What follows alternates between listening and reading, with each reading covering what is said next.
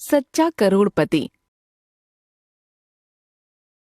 बेकार है आपका आकर्षक होना अगर आप अमीर नहीं हैं तो।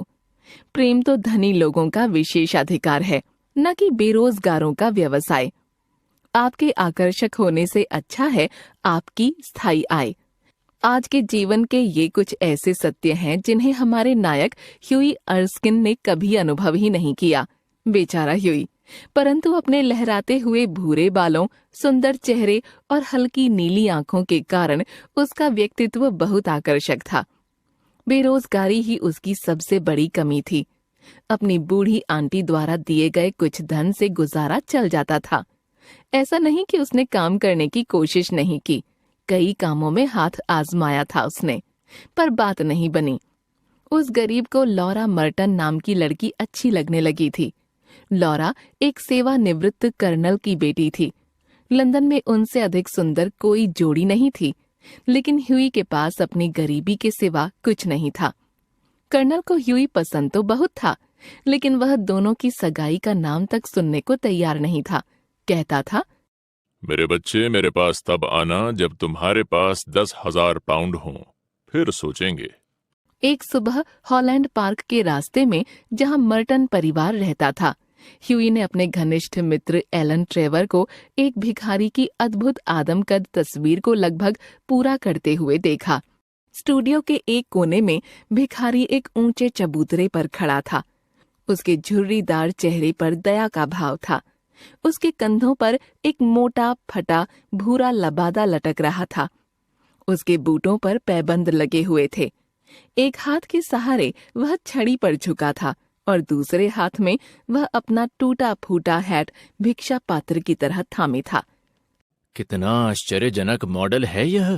ह्यूई अपने मित्र से हाथ मिलाते हुए बुदबुदाया। ट्रेवर ने ऊंचा बोलते हुए उत्तर दिया, ऐसे भिखारी रोज कहाँ मिलते हैं? बेचारा बूढ़ा। ह्यूई ने कहा, कितना दयनीय दिखाई देता है। यह तो मैं मानता हूं कि तुम चित्रकारों के लिए उसका चेहरा ही उसका भाग्य है। बिल्कुल। एक मॉडल को एक बैठक के लिए कितना मिलता है? 1 घंटे के लिए 1 शिलिंग। और एलन, तुम्हें एक तस्वीर का कितना मिलता है? मुझे 2,000 पाउंड? नहीं, गिन्नियां। चित्रकारों, कवियों और चिकित्सकों को सदा गिन्नियां मिलती हैं। ठीक है, मुझे लगता है कि मॉडल को भी इसका कुछ प्रतिशत मिलना चाहिए। जोर से। आखिर वे भी तो तुम्हारी तरह मेहनत करते हैं।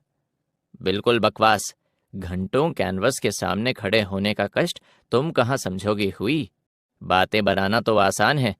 जरा चुप बैठो, देखते नहीं मैं व्यस्त हूँ। थोड़ी देर में ही एक फ्रेम बनाने वाला ट्रेवर से मिलने आ गया। ट्रेवर ह्यूई को वहीं बैठने के लिए कहकर कमरे से बाहर चला गया।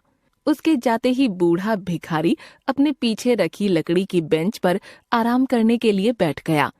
वह इतना असहाय दिखाई दे रहा था कि ह्यूई का दिल पिघल गया। उसने अपनी जेबें टटोली, एक स्वर्ण मुद्रा और कुछ तांबे के सिक्के, बस। बेचारा बूढ़ा, उसने सोचा, इसे इनकी जरूरत मुझसे ज्यादा है, पर इसका मतलब है कि मुझे 15 दिन बिना घोड़ा गाड़ी के पैदल चलना होगा। उसने भिखारी के पास जाकर उसके हाथ में एक स्वर्ण मुद्रा रख दी। बूढ़ा चौंक गया और उसके होठों पर एक फीकी सी मुस्कान दौड़ गई। उसने कहा, धन्यवाद श्रीमान। तभी ट्रेवर लौट आया। ह्यूई ने उससे विदा ली। उसने वह दिन लॉरा के साथ बिताया, उसे सारी बात बताई और अपनी फिजूल खर्ची के लिए अच्छी खासी डांट भी खाई। उस दिन उसे घर पैदल जाना पड़ा। उसी रात वह टहलता हुआ पैलेट क्लब पहुंचा तो वहीं उसे ट्रेवर मिल गया। एलन, क्या तुमने तस्वीर पूरी कर ली? हाँ, पूरी भी हो गई और फ्रेम भी हो गई मेरे दोस्त।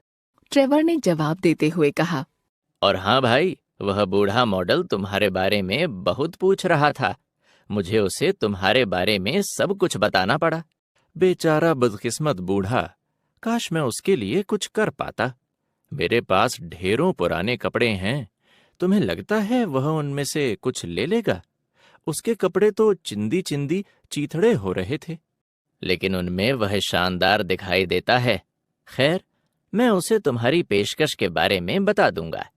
एलन, तुम चित्रकारों का हृदय कितना कठोर होता है। कलाकार का दिमाग ही उसका दिल है ह्यूई। अब मुझे बताओ, लॉरा कैसी है? बूढ़ा मॉडल उसमें भी बहुत रुचि दिखा रहा था। अरे, तुमने लॉरा के बारे में भी उसे बता दिया? हाँ, उसे कर्नल सुंदर लॉरा और 10,000 पाउंड के बारे में सब कुछ पता है। तुमने उस बूढ़े भिखारी को मेरे व्यक्तिगत जीवन के बारे में सब कुछ बता दिया? ह्यूई आपे से बाहर हो गया। मेरे प्यारे दोस्त, जिसे तुम बूढ़ा भिखारी कह रहे हो, वह यूरोप का सबसे धनवान व्यक्ति है। वह कल ही पूरा लंदन अपने खाते से ज्यादा धन निकाले बिना खरीद सकता है। क्या? ह्यूई हक्का बक्का रह गया। स्टूडियो में तुम आज जिस बूढ़े से मिले थे, वह बैरन हॉसबर्ग हैं, मेरा मित्र। उसी ने मुझे 1 महीना पहले उसे भिखारी के रूप में चित्रित करने का काम सौंपा था। एलन ने बताया। बैरन हॉसबर्ग? हे भगवान, मैंने तो उसे 1 स्वर्ण मुद्रा दे दी। कहते हुए निराश ह्यूई कुर्सी में धंस गया। वह मुझे कितना बेवकूफ समझ रहा होगा। ट्रेवर हंसते हुए बोला। बिल्कुल नहीं। तुम्हारे जाने के बाद वह देर तक मंद मंद मुस्कुराता रहा और अपने झुर्रीदार हाथों को रगड़ता रहा। न जाने क्यों वह तुम्हारे बारे में सब कुछ जान लेने को उत्सुक था। पर अब मुझे कारण समझ आ रहा है। ह्यूई जमीन में गड़ गया। प्यारे एलन, तुम किसी को बताना मत। मैं तो किसी को मुंह दिखाने के काबिल ही नहीं रहा। अच्छा होगा कि मैं अब घर जाकर सो जाऊं। बकवास, इससे तो तुम्हारी दानवीरता झलकती है ह्यूई। एलन ने हंसते हुए कहा। लेकिन ह्यूई कहाँ रुकने वाला था। एलन को ठहाकों के दौर में छोड़कर परेशान होकर वह घर चला गया। अगली सुबह ह्यूई से मिलने एक सज्जन उसके घर आ पहुंचे। लगता है मुझसे क्षमा मांगने के लिए कहेंगे, उसने सोचा। सोने का चश्मा पहने हुए सफेद बालों वाले एक बूढ़े भद्र पुरुष ने कमरे में प्रवेश किया और पूछा। क्या मैं श्रीमान आर्स्किन से बात कर रहा हूँ?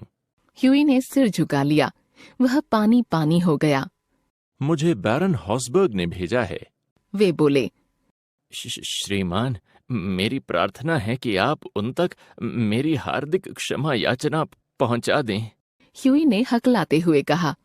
बूढ़े भद्र पुरुष ने मुस्कुराते हुए कहा। बैरन ने मुझे आपको यह पत्र देने का काम सौंपा है। और एक लिफाफा ह्यूई की ओर बढ़ा दिया। लिफाफे पर लिखा था, एक बूढ़े भिखारी की ओर से ह्यूई अर्स्किन और लॉरा मर्टन के लिए विवाह का उपहार। उसके भीतर था 10,000 पाउंड का एक चेक। जब उनका विवाह हुआ तो एलन ट्रेवर बेस्ट मैन बना। बैरन हॉसबर्ग ने विवाह भोज के अवसर पर भाषण दिया। एलन ने कहा, करोड़पति मॉडल बहुत दुर्लभ होते हैं, लेकिन कसम से दुर्लभतम होते हैं सच्चे करोड़पति।